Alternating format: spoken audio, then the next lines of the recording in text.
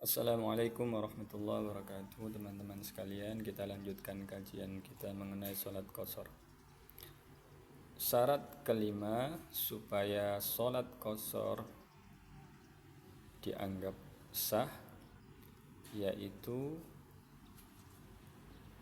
alla ya'tamma fi juz'in min salatihi bimuqimin ay biman yusalli salatan tamatan liyashmal al-musafir al-mutim.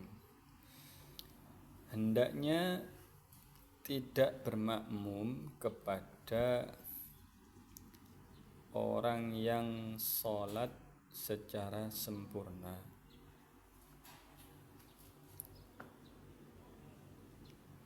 Ini adalah syarat kelima supaya sholat qasar itu bisa dianggap sah.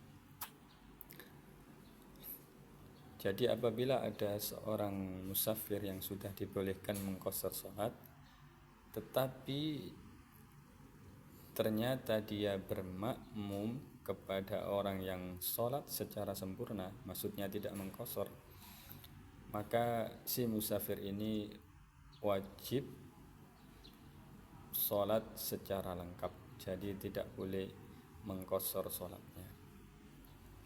Ada beberapa permasalahan terkait hal ini yang dikemukakan oleh Syekh Al-Bajuri.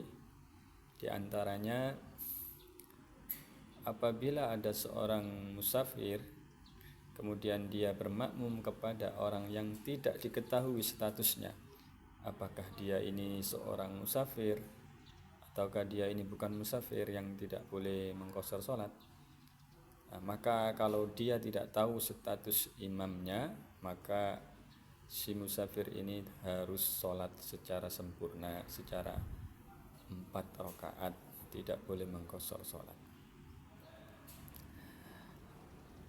Berikutnya, apabila ada seorang musafir kemudian dia bermakmum kepada orang yang dia duga sebagai musafir juga, tapi ternyata orang yang dia duga jadi musafir ini, imamnya ini ternyata bukan musafir, atau ternyata dia sholat secara sempurna, maka si makmum juga, si orang yang musafir yang hendak mengqasar ini tidak boleh mengqasar, tetapi harus menyempurnakan sholatnya menjadi 4 rakaat.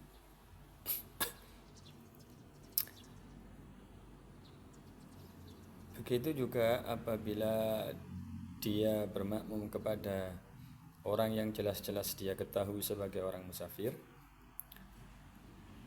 kemudian dia ragu, dia ini musafir tapi apa dia mengqasar apa enggak. Kemudian si musafir yang hendak bermakmum ini, ya udah saya niat qasar.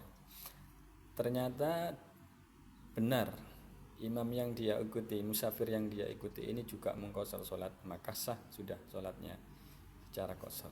Tapi ternyata apabila imam yang dia ikuti ini, si musafir yang dia ikuti ini tidak mengqasar sholat, justru sholat secara sempurna, secara lengkap, maka si makmum ini juga harus melengkapkan sholatnya menjadi 4 rakaat.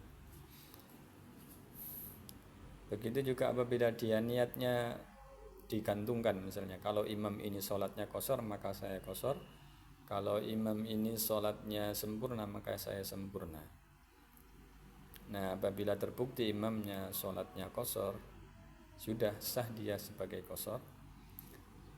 Nah, apabila terbukti imamnya ini sholat sempurna, maka dia juga harus sholat secara sempurna. Demikian barangkali yang bisa kita bagikan siang hari ini, mudah-mudahan bermanfaat. Wassalamualaikum warahmatullahi wabarakatuh.